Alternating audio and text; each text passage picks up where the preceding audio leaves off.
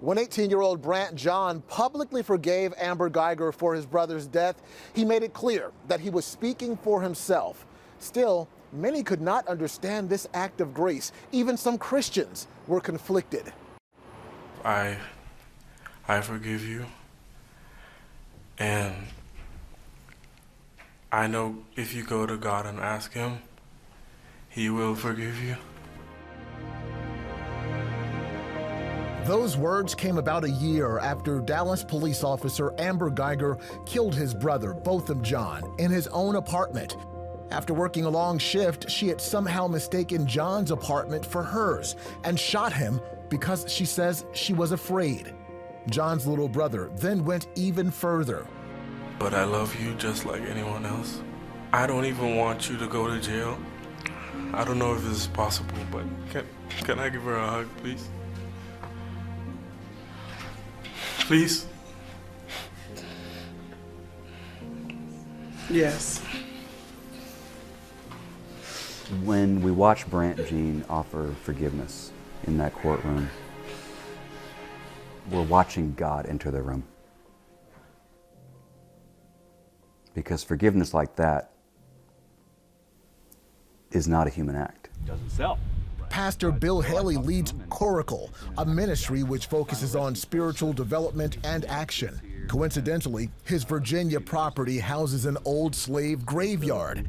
Haley says racism led to death back then and today. While Haley saw the act as beyond honorable, some were infuriated. Because black people are always being asked to forgive. And it's a lot to forgive. In fact, I think the black church is the teacher for the country on what Jesus meant when he said, forgive other people. They've had a lot of practice. I think too often, particularly in conservative Christian spaces, we can be very forgetful of the 500-year history of our country. Minister David Bailey specializes in racial reconciliation. He says an expectation for blacks to forgive goes back to slavery. On top of that, he says justice isn't just. If that black man killed the white police officer because he got confused about where he was, that was not going to be a thing. Like, that brother was going to go to jail for the rest of his life, might have got the electric chair.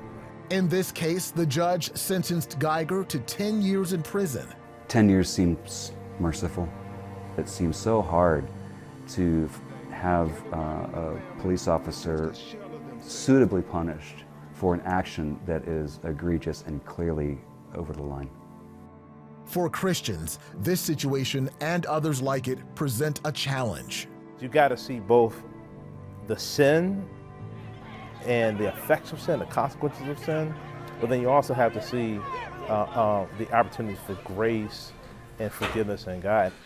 The world saw another example in 2015 after Dylan Roof killed 9 people at a black church in Charleston, South Carolina. Days later, family members offered forgiveness. Took something very precious away from me. I would never talk to her ever again. I would never be able to hold her again. But I forgive you. It's not something Marquise Jefferson wanted to do in October of last year. I don't want no hug. After an officer in Fort Worth, Texas, shot and killed his daughter, Tatiana Jefferson, in her own home in front of her nephew, Jefferson made this declaration. That's my one and only daughter.